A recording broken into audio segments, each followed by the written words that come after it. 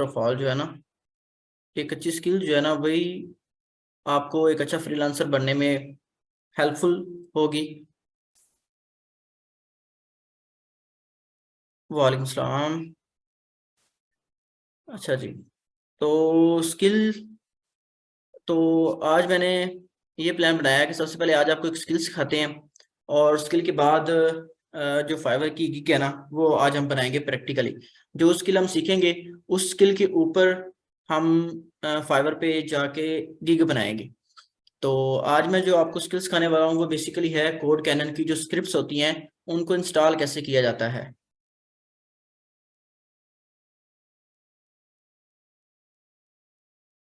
तो हम code cannon की वेबसाइट पे जाते हैं सबसे पहले, और इसके साथ हम फाइवर को भी ओपन कर लेते हैं कि कीवर्ड को भी मैं एनालाइज कर देता हूँ।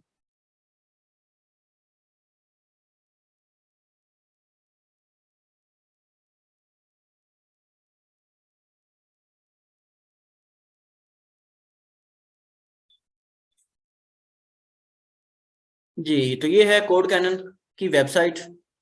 यहाँ से आपको ई कॉमर्स के रिलेटेड, रेस्टोरेंट वेबसाइट्स के रिलेटेड, ब्लॉकचेन के रिलेटेड, वर्डप्रेस के जो प्लगइन्स होते हैं वो आपको मिल जाएंगे प्रीमियम।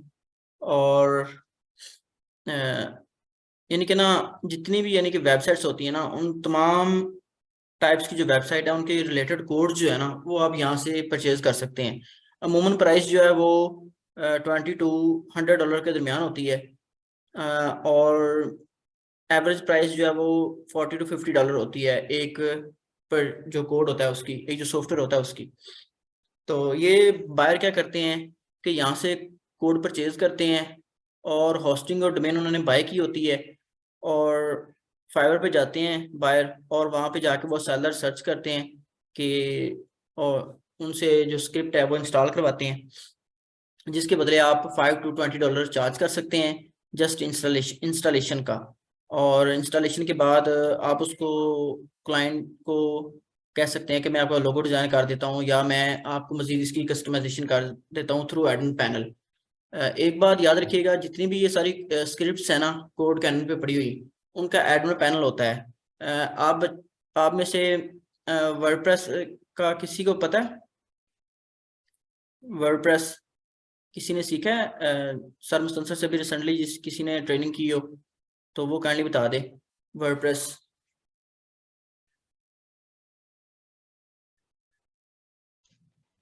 अस्सलाम वालेकुम जी सर, हमारी वालेकुम क्लास सलाम। चल रही है।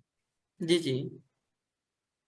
पीएचपी तक सर ने हमें बता दिया है, वर्डप्रेस किया है अच्छा। और सीएसएस किया है और हाँ, तो पीएचपी पे हैं हम। वर्डप्रेस जो आपने किया है ना उसका एक एडमिन पैनल होता है, ऐसी है ना? तो वर्डप्रेस जी का जो, जी सर। हाँ सुने, तो वर्डप्रेस का जो एडमिन पैनल होता है इसी तरह जो कोड कैनन पे जो स्क्रिप्ट्स पड़ी हुई है ना उनका भी एक एडमिन पैनल होता है जिसके थ्रू जो वेबसाइट है सारी कंट्रोल हो रही होती है। ये बात याद रखनी है कि जितनी भी उस वेबसाइट की कस्टमाइजेशन होगी वो आप एडमिन पैनल के थ्रू कर सकते हैं। तो फाइवर के ऊपर चलते हैं और यहाँ पे लिखते हैं, क्लाइंट जाता है और वो सर्च करेगा इंस्टॉल पीएचपी स्क्रिप्ट, क्योंकि जितनी भी स्क्रिप्ट्स है ना कोड कैनन पे वो अमूमन पीएचपी और लार्वल बेस हैं, और क्लाइंट ही सर्च करता है इंस्टॉल पीएचपी स्क्रिप्ट, ये कीवर्ड है, या वो लिखेगा कोड कैनन स्क्रिप्ट इंस्टॉलेशन। तो इस तरह की आपने ना कीवर्ड जो है वो सर्च करते हैं क्लाइंट्स। तो हम ये पहला ये कीवर्ड सर्च करते हैं। तो ये जो अभी हम सर्च कर रहे हैं, I will back up in time. ओ, ये जो फाइबर है मेंटेनेंस पे है, तो सॉरी फॉर दिस कन्वीनियंस। हाँ जी, फाइबर मेंटेनेंस पे है। तब तक हम क्या करते हैं कि अपना जो काम है ना दूसरा स्क्रिप्ट इंस्टॉलेशन वाला वो कर लेते हैं, फिर फाइबर पे चलते हैं। यहाँ पे बेसिकली क्लाइंट से आपको ना दो चीज़ें रिक्वायर होंगी जब वो स्क्रिप्ट इंस्टॉलेशन के लिए आएगा, दो से नहीं बल्कि तीन चीज़ें रिक्वायर होंगी। तो फर्स्ट ऑफ ऑल चीज़ क्या है कि क्लाइंट के पास डोमेन और होस्टिंग होनी चाहिए। डोमेन और होस्टिंग, तो डोमेन क्या होती है? डोमेन बेसिकली ये जो आप ऊपर नाम देख रहे हैं, ये HTTPS और इसके बाद ये जो लिखा हुआ है लॉन्च पैड padlock.io, ये एक वेबसाइट का नाम है और इसको हम डोमेन नेम कहते हैं। ये क्लियर है डोमेन नेम क्या होती है? इसी तरह google.com, youtube.com, ये सारी डोमेन्स होती हैं। Yes sir. अच्छा, आगे चलते हैं। डोमेन के बाद बारी आती है होस्टिंग की। होस्टिंग भी क्लाइंट प्रोवाइड करता है। हर होस्टिंग का अपना अलग बैकएंड होता है, उसका अलग सारा सेटअप होता है। होस्टिंगर का और है, इसी तरह नेमचिप का और है, और जो दूसरा है ना, लेकिन स्क्रिप्ट इंस्टॉल करने का मेथड एक ही है जो मैं भी आपको बताऊंगा। होस्टिंग जो भी हो, आपने घबराना नहीं है, सबका मेथड एक ही होता है। इनके बैकएंड पे जाके ना हमने दो काम करने होते हैं, वो मैं आपको बता दूंगा कैसे करने हैं। तो क्लाइंट से आपने कहना है कि हमें ना सी पैनल होस्टिंग चाहिए। अगर जब आप क्लाइंट से डील करेंगे तो आपने उनसे कहना है कि हमें ना सी पैनल होस्टिंग चाहिए। सी पैनल होस्टिंग क्या होता है कि वो बड़ी इजी है, उससे ना बंदा आसानी से जो स्क्रिप्ट इंस्टॉल कर लेता है। बाकी जो थोड़ी सी बाकी जो होस्टिंगर है, ब्लू होस्ट है, ब्लू होस्ट में भी सी पैनल है, लेकिन उसका और भी पैनल है, वो बाज़ औक़ात वो भी जो क्लाइंट होते हैं बाहर होते हैं वो परचेज कर लेते हैं।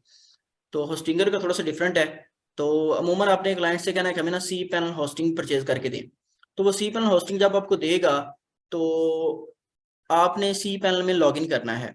जैसे ये जो नेम चिप मैंने यहाँ पे लिखा खोला हुआ है अकाउंट, तो ये नेम चिप का बैकएंड है और मैंने नेम चिप वालों से सी पैनल की होस्टिंग परचेज की हुई है। अगर मैं नेम चिप की वेबसाइट पे जाऊं और मैं इसके होस्टिंग वाले में जाऊं, और ये जो शेयर्ड होस्टिंग आप आ रही है ना टॉप पे, ये सी पैनल होस्टिंग है बेसिकली। तो अभी इसका मैं आपको बैकएंड भी दिखाता हूँ कि इसका बैकएंड कैसा नजर आता है और वहां पे आपने जाके क्या करना है। और नीचे वर्डप्रेस होस्टिंग है जो कि सिर्फ वर्डप्रेस के लिए स्पेसिफाई है। जो शेयर्ड होस्टिंग है उसमें हम वर्डप्रेस भी इंस्टॉल कर सकते हैं, यानी कि उसका ज़्यादा ब्रॉड उसके फीचर्स हैं शेयर्ड होस्टिंग के। इस तरह वर्डप्रेस जो है उसमें सिर्फ जस्ट हम वर्डप्रेस इंस्टॉल कर सकते हैं और उसकी जो स्पीड होती है वो काफ़ी हाई लेवल की होती है। नीचे आ जाता है रीसेलर होस्टिंग। ये बड़े लेवल पे अगर आप रीसेल करना चाहते हैं होस्टिंग नेम चिप से परचेज करके, तो ये उसके लिए उन्होंने पैकेज प्लान बनाए हुए हैं। नीचे VPS होस्टिंग है, वर्चुअल प्राइवेट सर्वर से कहते हैं। वो हमारे रिलेटेड नहीं है, लेकिन जो है ना हमारे रिलेटेड है शेयर्ड होस्टिंग। शेयर्ड होस्टिंग पे जाएं तो ये इसके पैकेजेस हैं। जो वेब डेवलपर बनना चाहते हैं उनको मैं सजेस्ट करूंगा कि वो एक मंथ के लिए परचेज कर लें। $2.18 चार्ज करते हैं ये 1 मंथ के लिए। और अगर पूरे साल के लिए आपने परचेज करनी है तो ये आपको इन तमाम डोमेन के साथ ना ये नीचे आती हैं डोमेन्स, उनके साथ आपको फ्री ऑफ डोमेन फ्री मिलेगी। और होस्टिंग का आपको $25.88 जो है ना आपको ऊपर खर्च करना पड़ेगा, जिस पे आप प्रैक्टिस कर सकते हैं। तो मैंने ये परचेज किया हुआ है, ये प्लान जो है 1 ईयर के लिए, और होस्टिंग मुझे मिली हुई है। तो मैं अपने नेमचिप अकाउंट में जाता हूँ और मैंने लॉगिन कर लिया हुआ है नेमचिप अकाउंट। एक तो ये तरीका है होस्टिंग को एक्सेस करने का कि आप नेमचिप अकाउंट में डायरेक्ट जाएं और उसको एक्सेस कर लें।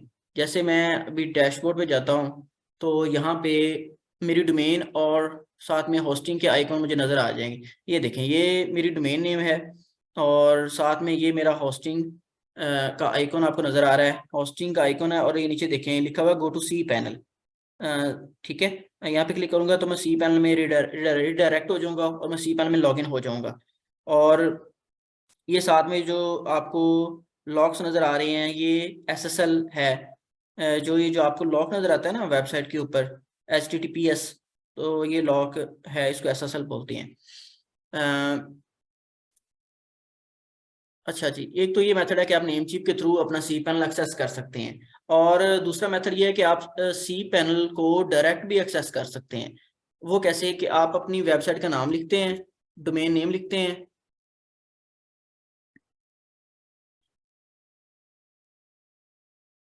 डोमेन नेम लिखते हैं और उसके बाद आपने डालनी है स्लैश, सॉरी,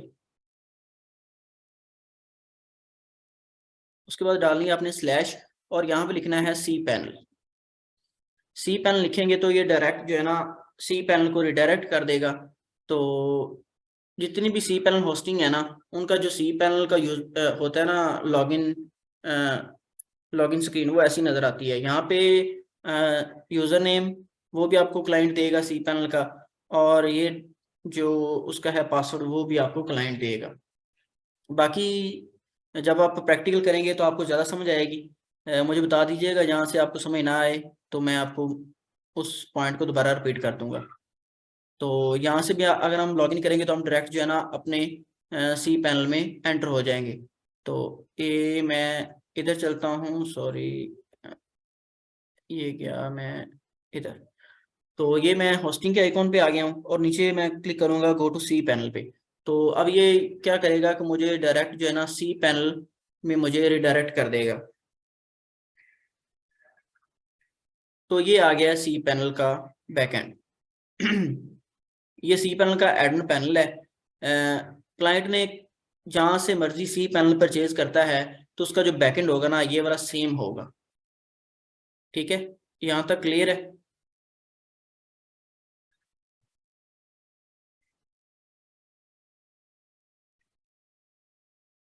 ओके इरफान, ठीक है। तो यहाँ तो क्लियर हो गया कि हमने क्लाइंट से एक तो होस्टिंग लेनी है, साथ में डोमेन लेनी है, और हम क्लाइंट को कहेंगे कि हमें सी पैनल होस्टिंग दे।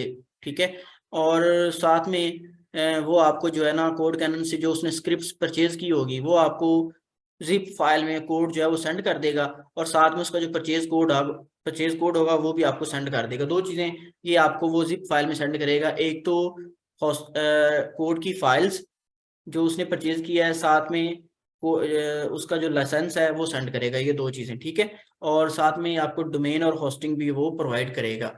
अगर क्लाइंट कहता है कि आप परचेज करें तो फिर मैं तो ऐसे करता हूँ कि क्लाइंट को कहता हूँ कि आप मुझे ना फाइवर के बाहर ही पे कर दें, मैं तो क्रिप्टो के थ्रू ले लेता हूँ उनसे और उनको होस्टिंग परचेज करके दे देता हूँ। क्योंकि अगर ये $25 की होस्टिंग है और डोमेन डालें तो $35 पड़ जाता है, .com वाली जो डोमेन है, तो उससे $35। और अगर फाइवर पे करेगा तो मुझे 20% टैक्स भी देना पड़ता है। तो 35 का अगर टैक्स निकालें तो वो पीछे 20% निकालें तो पीछे कितना बचेगा? उसमें तो मुझे यानी कि उस $5-7 मेरे यानी कि ना उसमें से ज़ाया हो जानी है।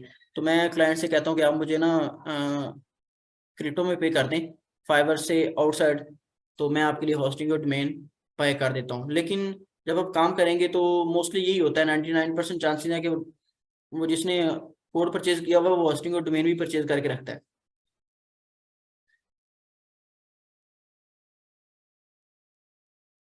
अच्छा जी, हाँ इरफान, ऐसे है कि जो परचेज स्क्रिप्ट होती है ना वो मल्टीपल डोमेन पे नहीं इंस्टॉल हो सकती, क्योंकि उनका जो लाइसेंस होता है ना वो एक डोमेन पे ही यानी कि वेरीफाई होता है, और मल्टीपल डोमेन पे हम उसको ना स्क्रिप्ट को इंस्टॉल नहीं कर सकते।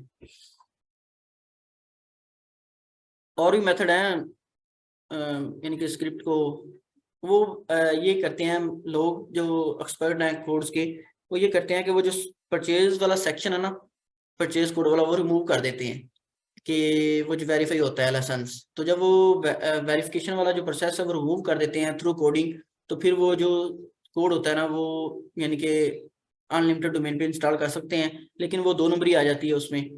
तो लेकिन बाज़ कोड ऐसे होते हैं कि वो आप मल्टीपल डोमेन पे इंस्टॉल कर सकते हैं। अच्छा जी, तो हम होस्टिंग में आ गए हैं, होस्टिंग हमने लॉगिन कर लिया है। तो यहाँ से सबसे पहले ना अब ये 2 पॉइंट आपने इंस्टॉल कर लेने हैं कि हाउ टू इंस्टॉल स्क्रिप्ट। उसके नीचे आप लिख लें हाउ टू इंस्टॉल स्क्रिप्ट, के बाद नीचे लिख लें सबसे पहले आपने डेटाबेस क्रिएट करना है। कोई भी स्क्रिप्ट इंस्टॉल करनी है ना, चाहे वो वर्डप्रेस आप मैनुअली अगर इंस्टॉल कर रहे हैं, कोड करने का कोई भी आप सॉफ्टवेयर इंस्टॉल कर रहे हैं, तो सबसे पहले आपने डेटाबेस क्रिएट करना है। डेटाबेस क्रिएट करने के लिए आप ब्राउज करें तो आपको यहाँ पे डेटाबेस का सेक्शन मिल जाएगा। ये देखें डेटाबेस का आपको सेक्शन नजर आ गया है, और यहाँ पे PHP माई एडमिन है, MySQL डेटाबेस है, MySQL डेटाबेस विजार्ड है। तो अगर आप लोकल होस्ट पे इंस्टॉल करना चाहेंगे तो वहाँ पे भी लोकल होस्ट पे भी आप कर सकते हैं, वहाँ पे भी ये चीज़ें होती हैं। तो ये लाइव सर्वर है। तो सबसे पहले अपने डेटाबेस में जाना है और डेटाबेस में ये थर्ड पॉइंट है ना, MySQL डेटाबेस विजिट, इस पे आपने क्लिक करना है।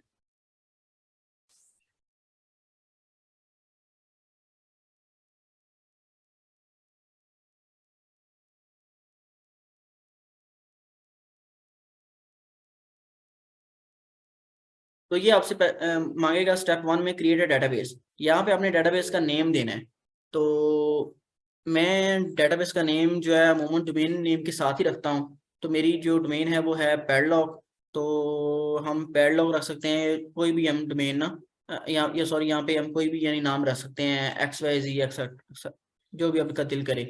तो मैं स्टैक पोस्ट एक स्क्रिप्ट है वो इंस्टॉल करना चाह रहा हूँ। तो मैं यहाँ पे स्टैक लिखूंगा और साथ में पोस्ट भी लिखते हैं, स्टैक पोस्ट, और आपने नेक्स्ट पे क्लिक कर देना है। यहाँ पे क्रिएट डेटाबेस यूजर, यहाँ पे भी आपने जो नाम पीछे रखा है वही नाम आप यहाँ पे रख दें, स्टैक पोस्ट। आप यूजर नेम और डेटाबेस का नाम जो है वो डिफरेंट भी रख सकते हैं, लेकिन मैं अपनी आसानी के लिए क्या करता हूँ कि मैं डेटाबेस का नेम और यूजर नेम है वो मैं ना एक ही रखता हूँ, और नीचे आप पासवर्ड लिखें। पासवर्ड आपका स्मॉल और कैपिटल लेटर में होना चाहिए, और उसमें नंबर्स ऐड होने चाहिए, और साथ में स्पेशल करैक्टर भी लाजमी होने चाहिए।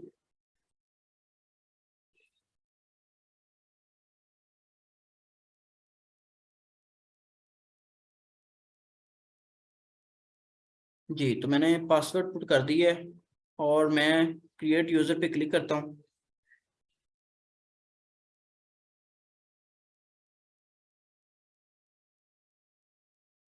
क्रिएट यूज़र पे क्लिक किया है तो साथ में आ गया है ये आपका यूज़र नेम है और नीचे आ गया डेटाबेस। तो देखेंगे सारा सेम आ रहा है, तो एक हम इसमें से कॉपी कर लेते हैं और ऑल प्रिविलेजेस पे आपने क्लिक करना है।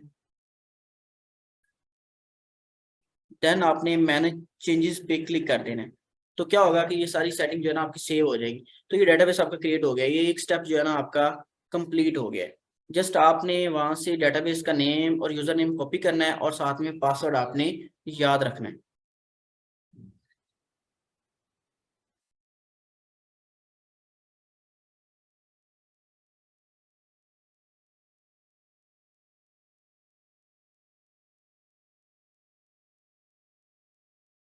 इसके बाद क्या करना है आपने कि डेटाबेस क्रिएट करने के बाद जो अगला स्टेप होता है वो होता है जी, आपने जो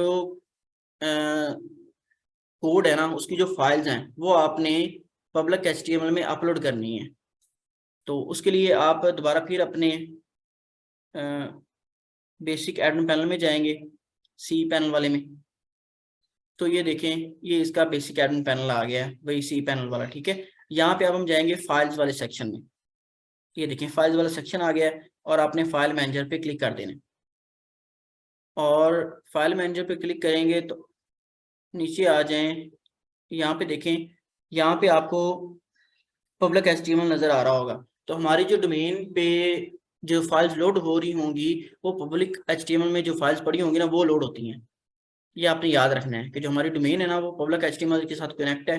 पब्लिक HTML में जाते हैं तो बेसिकली यहाँ पे मैंने ये स्टैक पोस्ट वाली जो स्क्रिप्ट है वो इंस्टॉल की हुई है। और इसका मैं आपको डेमो भी दिखाता हूँ। ये देखें, ये स्टैक पोस्ट वाली एक स्क्रिप्ट है जो कोड कैनन पे है, और जिसको मैंने अभी पहले से इंस्टॉल किया हुआ है। लेकिन हम क्या करेंगे कि हम इसको डिलीट करेंगे और न्यू से हम इसको इंस्टॉल करेंगे। मैं ये जो फाइल्स पड़ी हुई हैं इन सबको डिलीट कर दूंगा।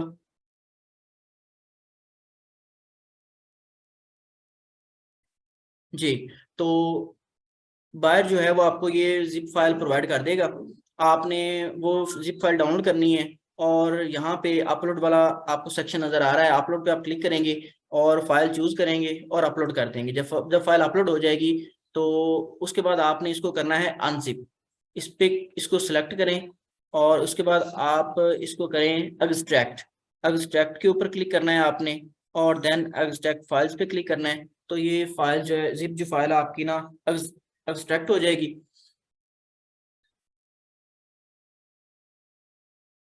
ये थोड़ा सा टाइम लेगी।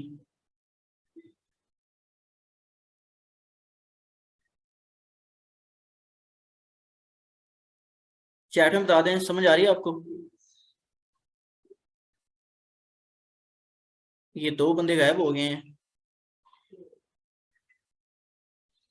Okay Suleman, thanks. और ये चीज़ें नोट भी कर लें। जी, तो हमारी जो स्क्रिप्ट है वो अब एक्सट्रैक्ट हो चुकी है। अब हम क्लोज पे क्लिक करते हैं। तो ये फोल्डर है, फोल्डर में हमारी जो ना बाकी फाइल्स पड़ी हुई हैं। अब हम क्या करेंगे कि मैं आपको थोड़ा सा ना इधर भी मेन डोमेन के ऊपर लेके जाता हूँ और इसको रिफ्रेश करते हैं। तो ये देखें, ये हमारा फोल्डर जो हमने अभी जिप फाइल है और उसको एक्सट्रैक्ट किया तो ये हमारे पास फोल्डर आ गया। अब हम क्या करेंगे, इस फोल्डर में जो फाइल्स पड़ी हुई है ना उनको मूव करेंगे मेन डायरेक्टरी में। तो मैं इस फोल्डर को ओपन करता हूँ और ये जो सारी फाइल्स पड़ी हुई हैं इनको सेलेक्ट करूंगा और मूव कर दूंगा पब्लिक HTML में। जी, तो ये पब्लिक HTML में मैं इसको मूव कर दूंगा। तो ये जो सारी फाइल्स हैं ये मूव हो गई हैं पब्लिक HTML में। ठीक है, अब हम दोबारा फिर चलते हैं अपनी डोमेन के ऊपर और इसको रिफ्रेश करते हैं। ये देखें, रिफ्रेश किया है तो ऑटोमेटिकली क्या किया उसने कि जो ये देखें डोमेन के आगे स्लैश और आगे इंस्टॉल लिखा हुआ आ गया है। अगर जब आप इस तरह स्क्रिप्ट अपलोड कर देंगे और अपनी डोमेन विजिट करें, अगर इंस्टॉल वहाँ पे ये वाला विजिट नहीं आता, कोई और स्क्रिप्ट अगर आप इंस्टॉल कर रहे हैं तो आप क्या करें कि आप ये इस तरह डोमेन होगी, उसके आगे आप लिखें इंस्टॉल और देन आपने एंटर पे क्लिक कर देना है। ठीक है, तो ये विजिट आपके सामने आ जाएगा, इंस्टॉलेशन विजिट इसको बोलते हैं, और इसके ऊपर लिखा हुआ है नेक्स्ट, तो हम इसको नेक्स्ट कर देंगे। ये 1 मिनट में थोड़ा सा ना, मेरे ख्याल में ये मीटिंग जो है 10 मिनट में हो जाएगी खत्म, तो हम दोबारा स्टार्ट करेंगे।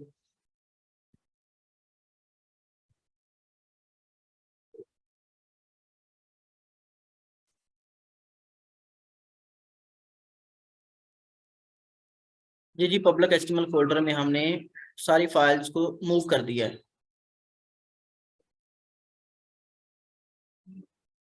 जी सर, आ रही है सर जी, अभी हम PHP स्क्रिप्ट इंस्टॉल कर रहे हैं। जी स्क्रिप्ट इंस्टॉल कर रहे हैं इरफान।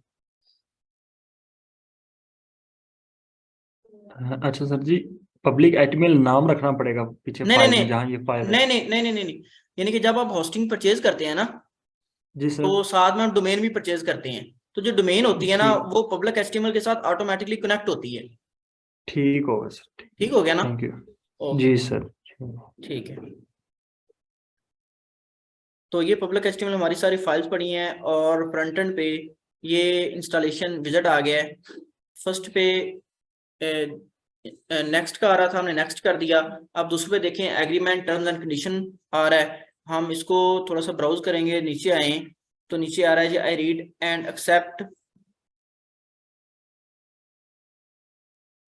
इसको हम चेक बॉक्स को करते हैं चेक और नेक्स्ट पे करते हैं क्लिक। जी, नेक्स्ट पे क्लिक किया है तो आगे ये इंफॉर्मेशन आ जाएंगी, रिक्वायरमेंट्स आ गई हैं। तो देखें ये सारा ना ब्लू आ रहा है हमारा, यानी कि सारा यहाँ पे कोई भी चीज़ मिसिंग नहीं है। सी पैनल की ना ये काफ़ी एडवांटेज है कि वो ये जो PHP वर्जन्स की होती है ना सेटिंग वगैरह वो ऑटोमेटिकली कर देता है। नीचे आ जाएं तो फिर लिखा हुआ है नेक्स्ट, हम इसको नेक्स्ट करते हैं। यहाँ पे देखें, यहाँ पे आखिरी स्टेप आ गया परचेज कोड, तो ये भी आपको क्लाइंट प्रोवाइड करता है। यहाँ पे आपने इसका लिखना होता है परचेज कोड, तो ये टॉप भी आ रहा है, इसको परचेज कोड का हम पुट कर देंगे, ये लास्ट टाइम मैंने किया था। तो नीचे आ जाए तो डेटाबेस होस्ट आ रहा है, लोकल होस्ट आपने लिखना है और डेटाबेस नेम आ रहा है। जो हमने कॉपी किया था ना डेटाबेस नेम, जब हमने डेटाबेस क्रिएट किया था वो आपने यहाँ पे पुट कर देना है। तो मैं कंट्रोल V करता हूँ जो मैंने कॉपी किया हुआ था, और यूजर नेम और डेटाबेस नेम हमने सेम रखा था, तो मैं ये भी कॉपी कर पेस्ट कर देता हूँ। और नीचे मैंने लिखना है पासवर्ड, तो मैंने पासवर्ड यहाँ पे डाल देना है डेटाबेस का, जो हमने डेटाबेस क्रिएट करते वक्त लिखा था। नीचे आ जाए तो यहाँ लिखा हुआ your account details for administration, यानी कि जो इस स्क्रिप्ट का एडमिन पैनल होगा ना उसकी आप यहाँ पे एडमिन डिटेल्स पुट करेंगे। फुल नेम हम सुपर एडमिन रख देते हैं और यहाँ पे ईमेल रख देते हैं admin @ यहाँ पे आप कोई भी ईमेल पुट कर सकते हैं, लेकिन अमूमन ये होता है कि जो डोमेन नेम होती है ना वो यहाँ पे आप पुट किया करें। मैं डोमेन नेम को कॉपी कर लेता हूँ यहाँ से,